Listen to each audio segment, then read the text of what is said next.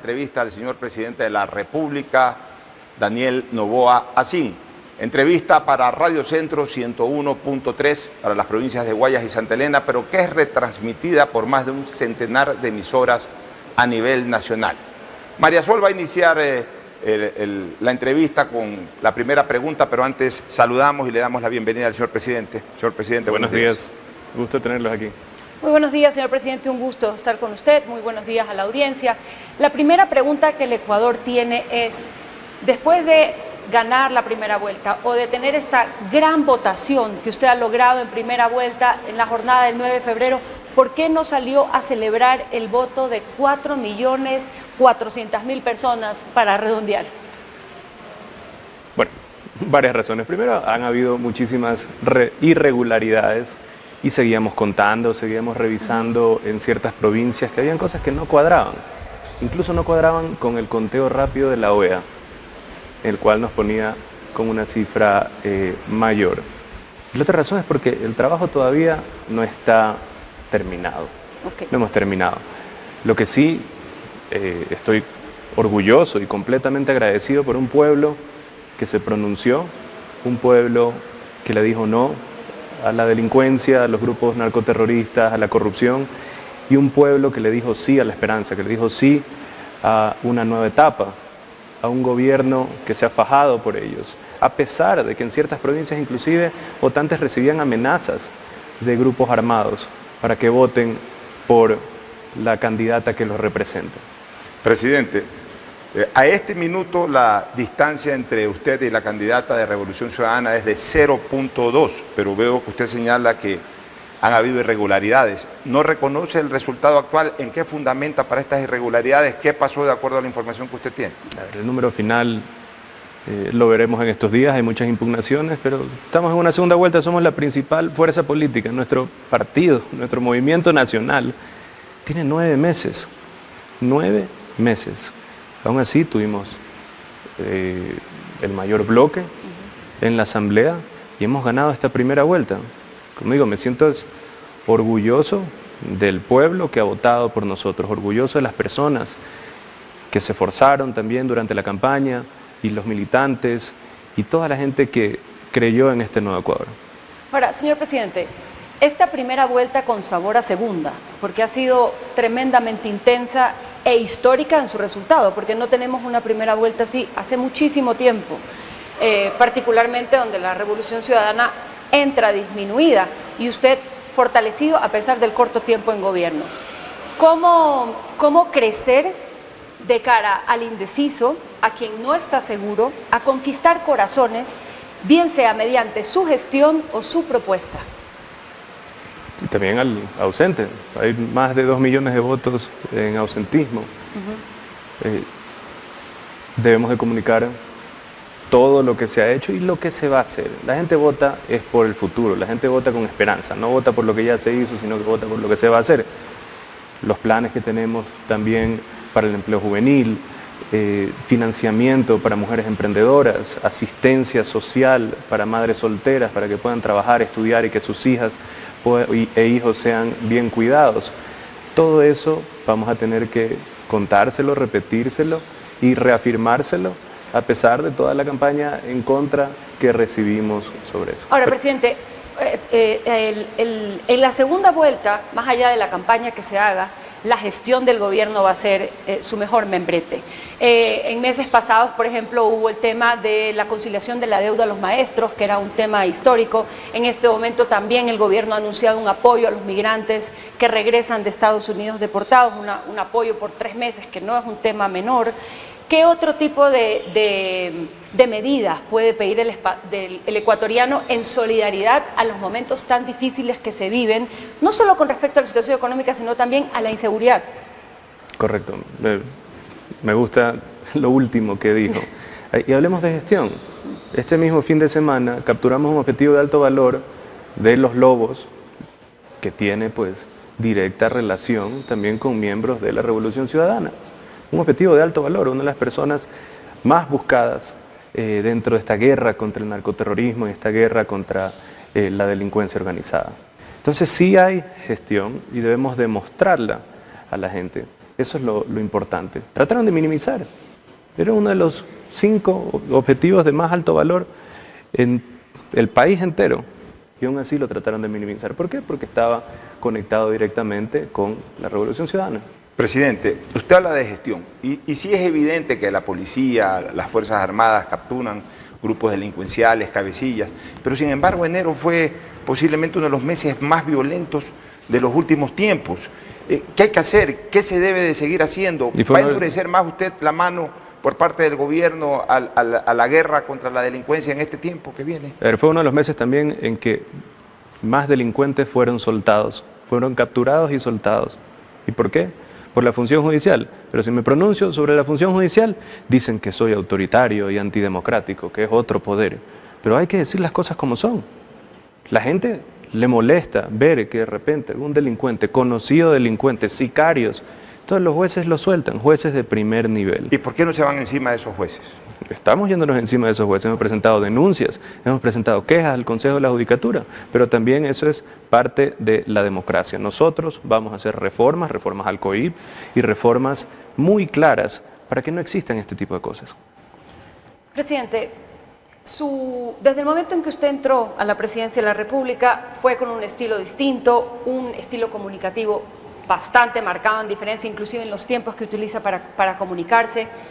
Y usted entró como el antinada. En el proceso, claramente, usted ha ido antagonizando, y como usted lo ha mencionado en entrevistas anteriores, contra la criminalidad. ¿Cree usted que ha habido un costo en este momento de antagonizar hacia su presidencia? Es decir, ¿cree que en algo la votación de esta primera vuelta tiene ese impacto del costo de gobernar? Siempre hay un costo de gobernar, número 1. 2, fue antidelincuencia, anticriminalidad, antiterrorismo. Eso siempre vamos a estar. Y no es algo partidario, ni siquiera es algo ideológico, ya que hemos capturado gente hoy en día presa que tiene afinidad a varios partidos, no solo pues a la Revolución Ciudadana, sino a otros partidos. Y se ha evidenciado, pero también se nota un choque de esos mismos partidos políticos que le han hecho contra al gobierno. Eso es lo que ha sucedido. Ciertos elementos de la clase política que han estado totalmente en contra de este gobierno. ¿Por qué? Porque hemos luchado contra esa criminalidad. Presidente, hablando de gestión, se anuncia o se señala como fantasmas, vuelven a aparecer esto de la crisis energética, de que por ahí, por mayo o antes, en abril, podríamos volver a tener los cortes. ¿Cuál es la situación real en este momento de las centrales hidroeléctricas en cuanto a los caudales de agua, por un lado, y por otro, tenemos ya el backup listo en Ecuador para poder suplantar la falta de energía producida por el agua? Sí, completamente. Explíquele un poco eso a la gente. Completamente. Tenemos, como digo, hemos tenido voceros en contra, producto de ser anticriminal, producto de ser antipartidos tradicionales corruptos, que se han pasado diciendo que esto ha sido nomás obra y gracia de Dios y que nos ha ayudado con la lluvia. Hemos recuperado, y eso lo podemos ver pues de febrero a febrero, hemos recuperado más de 500 megas de termoeléctricas. Vemos también, pues, o sea, una obra que estaba abandonada, como era Toachi Pilatón, ahora está funcionando y generando 200 megas. Solo ahí ya son 700 megas más, de febrero a febrero. Independiente de la lluvia, llueva o no llueva. ¿Y por qué hablo de que llueva o no llueva en el caso de Toachi? Porque Toachi está hacia el occidente. La mayoría de las hidroeléctricas están hacia el oriente. Tienen otra temporada, digamos, de lluvias. ¿Usted garantiza que no se va a ir la luz en los próximos meses? Lo garantizo, es lo que hemos trabajado. Hemos invertido más de 700 millones de dólares en esto, en termoeléctricas, en Toachi Pilatón y en tener también una infraestructura a tope para el próximo estiaje que vendría a ser abril. Sobre este mismo tema, el gobierno prometió a partir de noviembre una reinserción de generadores, justamente por la línea de lo que estamos conversando. ¿Cómo va ese programa que tenía unas fechas, tenía unos atrasos por las razones que ya el país conoce? ¿Qué nos puede comentar sobre ese proceso de inclusión de nuevas fuentes? A ver, aparte de los 500 megas que hemos recuperado. Sí, porque esto entiendo que es aparte. Aparte de los 500 megas que hemos recuperado, Han habido atrasos en ciertos proyectos, atrasos que los hemos compensado con otras cosas. Por ejemplo, debido a los atrasos hemos tenido que contratar una tercera barcaza. De esa manera asegurábamos también si es que hubiese algún tipo de hueco dentro de nuestra proyección. Pero entre febrero y principios de marzo se van a estar pues ya funcionando Salitral, Esmeraldas y Quevedo. Presidente, tema salud. La gente se queja de problemas en las atenciones hospitalarias, las dializadoras, falta de recursos. ¿Qué se ha hecho por la salud en estos últimos días, en estas últimas semanas?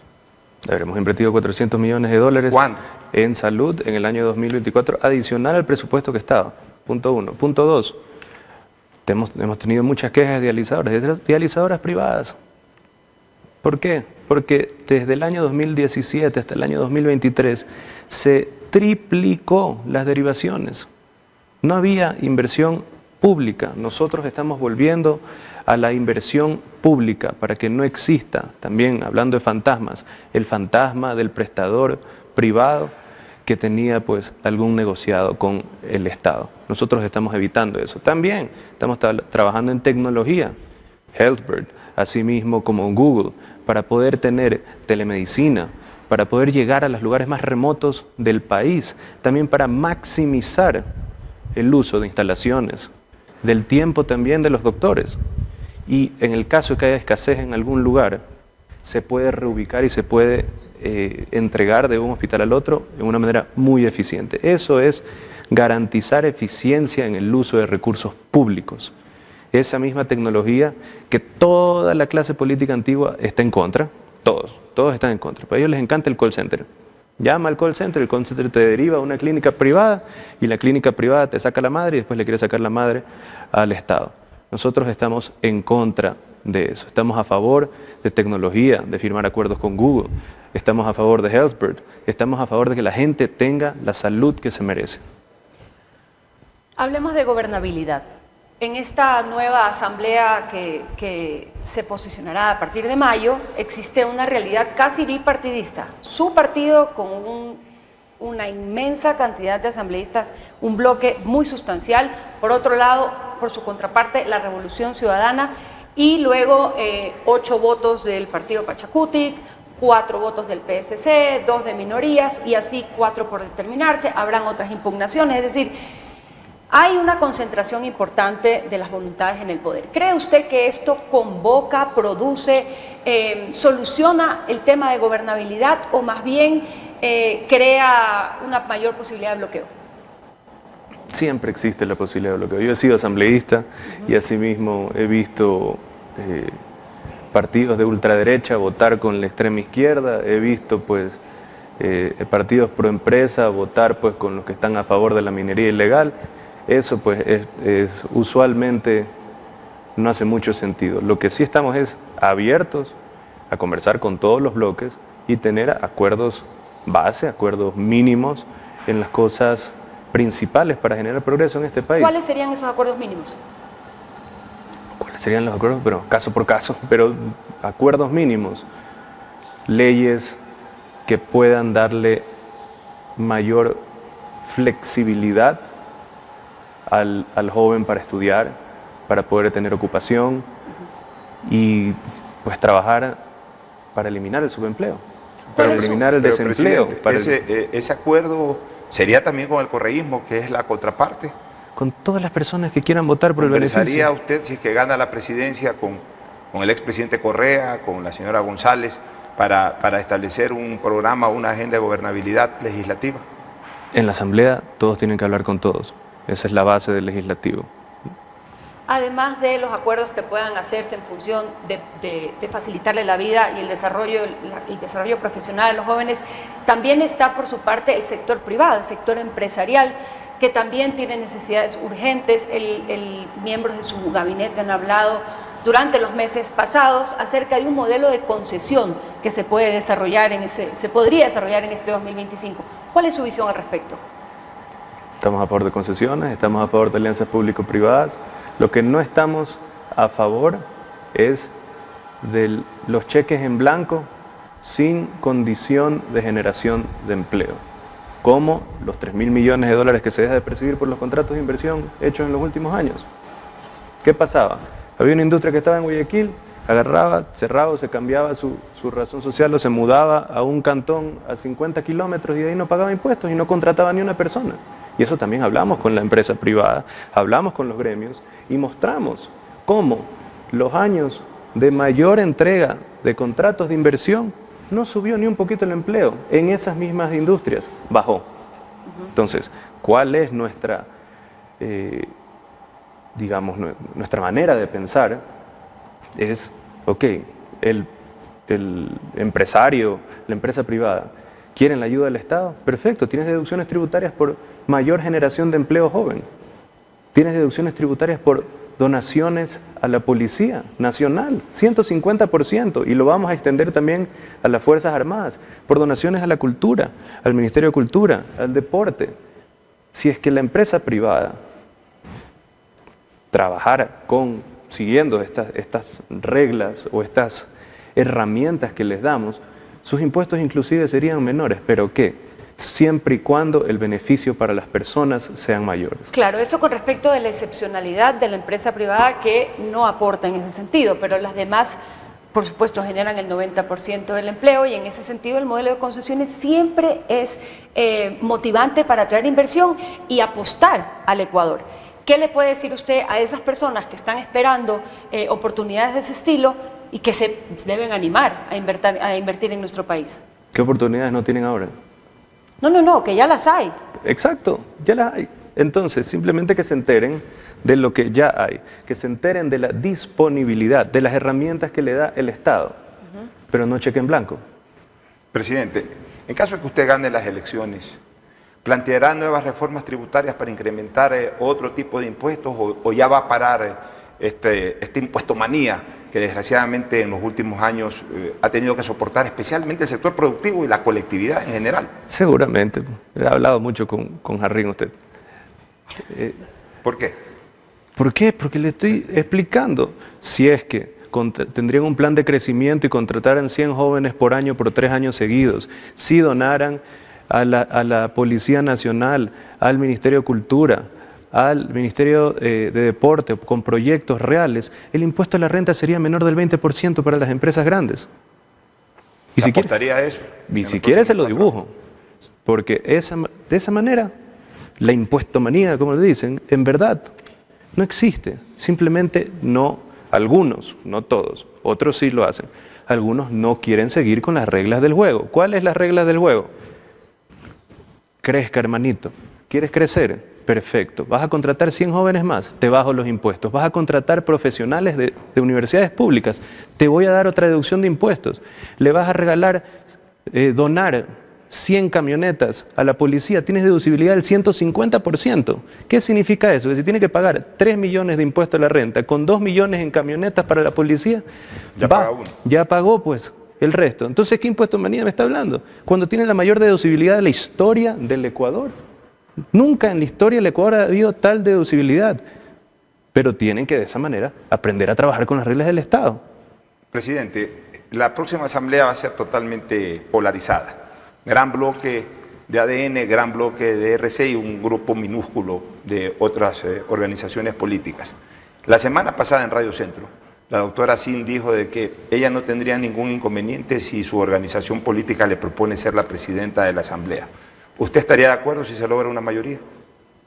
Sí, pero voy a estar de acuerdo que mi madre sea presidenta de la Asamblea. Creo que tiene todos los méritos para hacerlo. Será también decisión de ella. Ella dijo que sí. Bueno, entonces ya está la respuesta. Presidente, en lo social, en la inversión social, ¿qué nos puede comentar, qué nos puede comunicar acerca de soluciones habitacionales, de apoyo a esas carencias tan importantes específicamente que tiene la ruralidad ecuatoriana? Sí, de nuevo, uno tiene que trabajar con las herramientas que tiene y buscar la forma más rápida de generar el mayor beneficio a las personas. Estamos trabajando para generar un acuerdo de administración entre el Banco del Pacífico y el BIES, para que el Banco del Pacífico, con el alcance que tiene, con el talento que tiene el equipo del Banco del Pacífico, pueda colocar créditos hipotecarios a una tasa preferencial. De esa manera llegar a la gente que necesita y al mismo tiempo, pues, el Banco del Pacífico, como digo, que es buen administrador, lo ha comprobado, va a poder tener mayor cobertura. Creo que eso es esencial, eso va a generar también más empleo, los constructores van a construir más. Otra cosa, ¿quién en su sano juicio, ahorita, antes de una elección, se mete en una hipoteca de 10 años o compra un carro nuevo? Eso también hay que entenderlo, pues. O sea, porque dicen, no, que la construcción está en la lona. Claro que está en la lona, pues hermano. Así que en 3 meses o en 2 meses es una elección que puede irse pues o totalmente para un lado o totalmente para el otro en términos de política pública. No te metes, pues, si eres una persona, tienes una familia, tienes 2 hijos, en una hipoteca de 10 años, si tienes esa incertidumbre. Eso pasa a lo largo de la historia en toda época electoral. Entonces no es una falta de política pública, es algo excepcional por el tiempo en el que vivimos. Sin duda es algo coyuntural y las certezas las requerimos todos, digamos, es parte de vivir en un entorno de seguridad jurídica que el Ecuador históricamente ha sido débil en ese sentido, ¿no? En el sentido de dar garantías a largo plazo, de no garantizar a la gente que habrán cambios sustanciales en la norma y que me cambien las reglas del juego y mañana ya no eran 10, ahora son 20, ¿no? En ese sentido, la agenda de su bloque en la Asamblea va a ir en la construcción de una agenda política, económica, social, de dar certezas y seguridad jurídica en el mediano y largo plazo, o ¿qué podemos esperar? Vamos a continuar como lo hemos hecho hasta ahora. Vamos a ser coherentes con lo que buscamos. ¿Qué buscamos? Progreso, empleo, que los jóvenes sean atendidos, que la mujer tenga capacidad de crecer, no solo de manera educacional, sino pues en capacitación, en créditos como emprendedoras, hay mucha mujer emprendedora en este país, y seguiremos con la misma línea. Esperemos que los otros bloques también sigan en esa línea, porque estamos convencidos que esa es la ruta al progreso. Presidente, volvamos al tema electoral, la de boga. Esta última elección ha evidenciado de que el país ya no sigue corrientes ideológicas, sino más bien regionales. Me ha impresionado que en toda la sierra ganó usted, con excepción de Imbabura hasta ahora, y en toda la costa ha ganado Luisa González y el oriente se lo reparte. En ese sentido, usted es fuerte en la sierra, ella es fuerte en la costa. El tercero y cuarto mejor votados, que son Andrea González, cuarto puesto, y Leonidas Giza, en tercero, tienen su mayor fortaleza electoral, de acuerdo a estos resultados, en la sierra. Lo que en base a esa corriente regional más que ideológica lo ayudaría a usted. ¿Cómo entraría a captar los votos, por ejemplo, de Leonidas Giza? Creo que los de Andrea González podrían ser un poco más naturales. ¿Cómo usted podría entrar a captar esos votos de Giza? A ver, hablando de lo natural y lo no natural, nosotros hemos tenido una buena relación con los pueblos y nacionalidades. Hemos ganado en todas las provincias donde hay una fuerte votación de pueblos y nacionalidades. También. Nuestra mejor provincia de la sierra es Tungurahua y de ahí Chimborazo. Chimborazo históricamente, bueno, Riobamba es una ciudad universitaria, de izquierda, y ganamos ahí. Entonces, la gente lo que busca es el cambio y la gente busca es el futuro.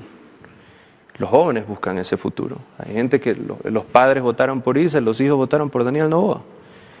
Y no significa que nos vamos a enfocar en la sierra. Nosotros en Guayaquil ganamos, perdimos en Guayas. En Guayaquil ganamos por muy poquito, pero ganamos. Entonces, debemos de mirar hacia zonas donde la gente está siendo también víctima de los grupos narcoterroristas, está siendo víctima de la criminalidad. Lo vimos en la votación. Hay decenas y decenas de casos en el cual amenazaban a la gente porque vote por la Revolución Ciudadana. Tenemos la evidencia y eso ahí también hemos hecho impugnaciones, le hemos dado esta información a los observadores de la OEA, le hemos dado la información al CNE. Eso existe. Y aún así, mucha gente valiente fue y dijo, no, voy a votar igual por Noboa, no me importa.